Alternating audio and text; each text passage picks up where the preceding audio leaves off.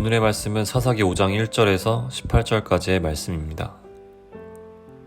이날에 드보라와 아비노함의 아들 바락이 노래하여 이르되 이스라엘의 영솔자들이 영솔하였고 백성이 즐거이 헌신하였으니 여호와를 찬송하라.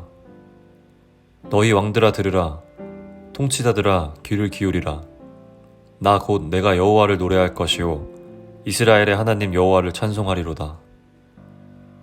여호와여 주께서 세일에서부터 나오시고 에돔 들에서부터 진행하실 때에 땅이 진동하고 하늘이 물을 내리고 구름도 물을 내렸나이다.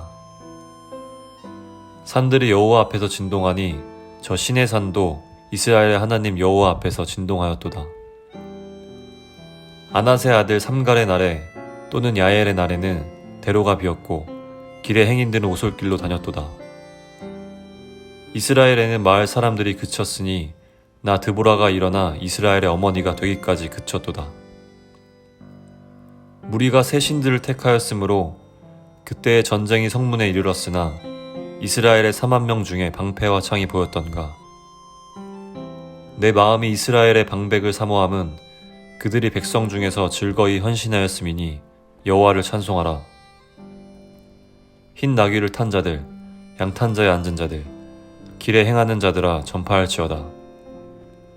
활 쏘는 자들의 소리로부터 멀리 떨어진 물 깃는 곳에서도 여호와의 공의로우신 일을 전하라. 이스라엘에서 마을 사람들을 위한 의로우신 일을 노래하라. 그때 여호와의 백성이 성문에 내려갔도다. 깰지어다 깰지어다 드보라여 깰지어다 깰지어다 너는 노래할지어다 일어날지어다 바락이여 아비노함의 아들이여 내가 사로잡은 자를 끌고 갈지어다. 그때에 남은 귀인과 백성이 내려왔고 여호와께서 나를 위하여 용사를 치시려고 내려오셨도다. 에브라임에게서 나온 자들은 아말렉의 뿌리 박힌 자들이요 베냐민은 백성들 중에서 너를 따르는 자들이요 마길에게서는 명령하는 자들이 내려왔고 스불론에게서는 대장군의 지팡이를 잡은 자들이 내려왔도다. 이사갈의 방백들이 드보라와 함께하니 이사갈과 같이 바락도 그의 뒤를 따라 골짜기로 달려내려가니 르우벤 시냇가에서 큰 결심이 있었도다. 내가 양의 우리 가운데에 앉아서 목자의 피리 부는 소리를 들으면 어찌 됨이냐. 르우벤 시냇가에서 큰 결심이 있었도다. 길르앗은 요단강 저쪽에 거주하며 다는 배에 머무름이 어찌 됨이냐. 아셀은 해변에 앉으며 자기 항만에 거주하도다. 스불론은 죽음을 무릅쓰고 목숨을 아끼지 아니한 백성이요 납달리도 들의 높은 곳에서 그러하도다. 네, 오늘 말씀은 사사기 5장 1절부터 18절까지의 말씀인데요. 사사기 5장은 드보라의 찬양이 기록되어져 있습니다. 그렇다면 드보라는 무엇을 찬양하고 있는가? 우리가 좀 살펴보면 드보라의 노래를 살펴보면 그녀는 하나님의 현현과 하나님의 일하심에 대해서 노래하고 있습니다. 더불어서 그녀는 모든 이들에게 이 하나님이 함께 하시고 일하심을 알리고 하나님을 찬양하는 것에 동참하도록 사람들에게 독려하고 있습니다. 그럼 찬양의 내용은 무언가 살펴보면 찬양의 내용은 이스라엘을 구원하시는 하나님이십니다.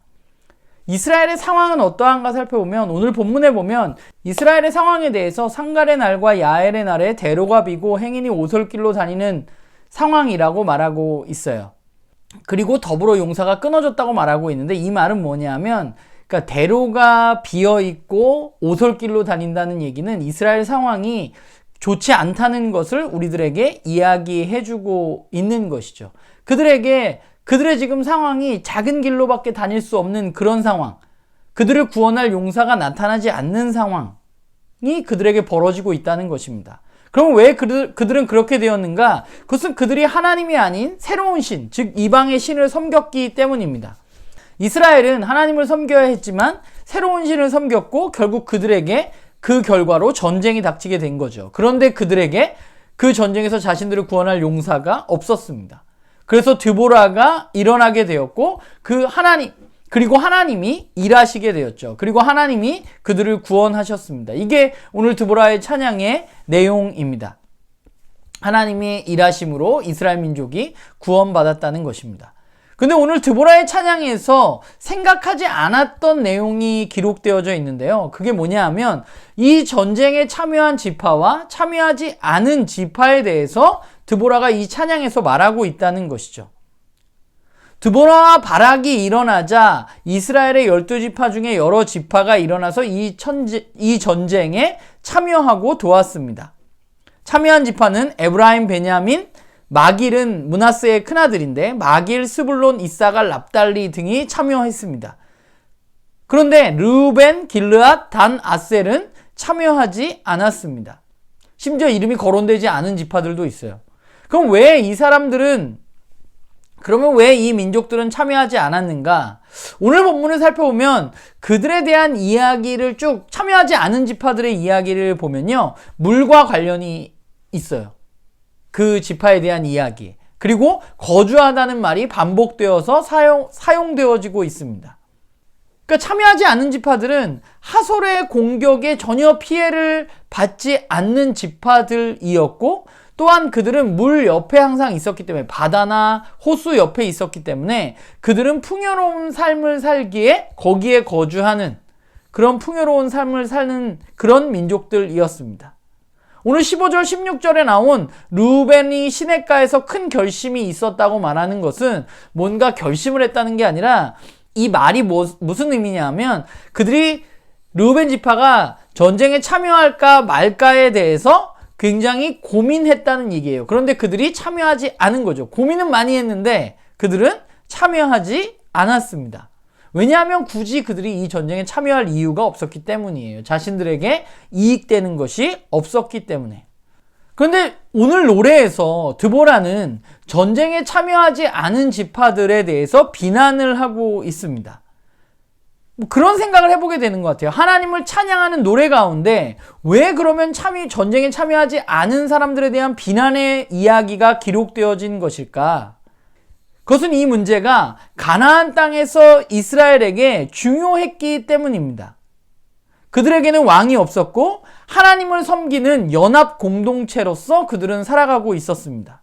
그렇기 때문에 그들은 서로 도와야만 하는 존재입니다. 여호수아 살아생전에 그가 이것에 대해서 분명히 얘기했고 서로를 도와야 한다고 말했습니다. 그런데 이제 시간이 좀 지나서 그들은 돕지 않고 있는 것이죠. 왜냐? 자신의 처지가 더 중요하기 때문입니다. 내가 중요하기 때문에 남을 돕지 않는 것이죠. 오늘 드보라는 이 노래에서 그것이 하나님의 백성으로 비난받아 마땅하다고 말하고 있습니다. 오늘의 노래는 하나님의 구원하심을 찬양하는데 그런데 하나님의 구원은 사람을 통해서 이루어지고요. 협력해서 선을 이루는 일을 통해서 하나님은 일하십니다. 하나님의 백성은 자신만을 생각하는 사람들이어서는 안 되고 아무것도 하지 않고 그저 하나님을 찬양합니다. 하나님이 하셨습니다. 하는 것은 그야말로 무책임한 행동이죠.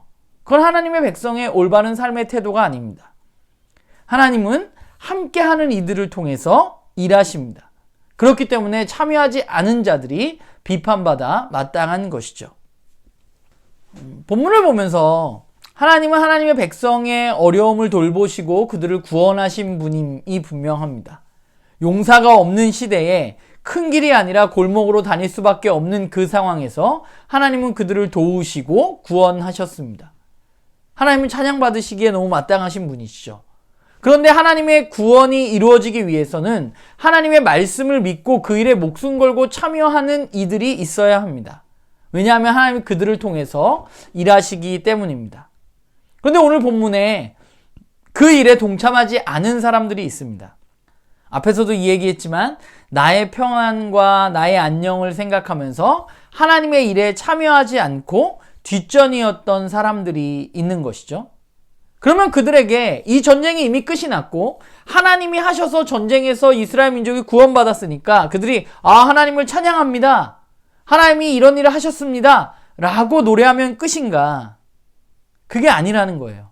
하나님의 일에 목숨 걸고 참여한 이들과 하나님의 일에 나몰라라 하면서 자신의 안녕을 구한 이들은 분명히 다릅니다. 참여하지 않는 이들이 아무것도 하지 않고 전쟁이 끝난 후에 내가 이럴 줄 알았어. 우리가 이럴 줄 알았어. 하나님은 살아계시고 하나님이 일하시고 하나님이 우리를 구원하시잖아 라고 말해서는 안 되는 것이죠. 그런데 참 안타깝게 세상에는 그런 사람들이 참 많습니다. 하나님의 일은 실제로 참여하고 헌신하지 않으면서 말만 많이 하는 사람들이 있습니다. 그런데 그들 때문에 어떤 일이 일어나냐면 그런 사람들 때문에 공동체가 무너집니다. 공동체는 공동체 식구 모두가 헌신함으로써 자라가는 것입니다. 말로 성장하는 게 아니에요. 오히려 말뿐인 이들로 인해서 목숨 걸고 헌신했던 이들의 헌신이 아무것도 아닌 것처럼 여겨지는 경우가 사실 우리 주변에는 얼마나 많은지 몰라요. 오늘날 개인주의적인 사회 속에서 공동체를 위해서 무언가를 헌신하는 것은 왠지 손해이고 바보스러운 일로 여겨지는 시대에 사실 우리는 살아가고 있습니다. 이전 세대의 희생과 헌신으로 세워진 공동체를 사실 우리는 누리고 있는데, 그런데 우리는 이전 세대의 그 헌신과 희생에 대해서 과소평가하면서 말로만 공동체를 생각하고 말로만 공동체를 이야기하는 사람들이 있습니다. 참 안타까운 거죠. 머리에 많이 들어서 공동체는 이런 거야 라고 입으로 열심히 이야기하는데 그 공동체를 세워나가기 위해서 전혀 헌신하지 않는 사람들. 공동체는 이래야 한다고 많은 요구를 하지만 그 말에 책임지지 않고 헌신하지 않는 이들. 그런 이들 때문에 공동체가 무너지는 것입니다. 그러니까 우리는 은혜로 그냥 넘어갈 때가 너무 많아요. 다 그런 거지. 다 좋은 게 좋은 거지 하면서. 그런데 우리가 경계해야 할 것은 헌신 없이 살아가는 이들의 삶이 옳지 않다는 것을 우리는 1차적으로 알아야 하고요. 그리고 그런 사람들의 삶이 잘못된 것임을 우리는 오늘 드보라와 같이 이야기할 수 있어야만 됩니다. 왜냐하면 그래야 공동체가 온전히 세워질 수 있기 때문입니다. 바라기는 우리 모두가 공동체를 세워나가기 위해, 하나님의 교회를 세워나가기 위해서 우리는 희생하고 헌신하는 일들이 우리 가운데 저는 분명히 필요하다고 생각합니다.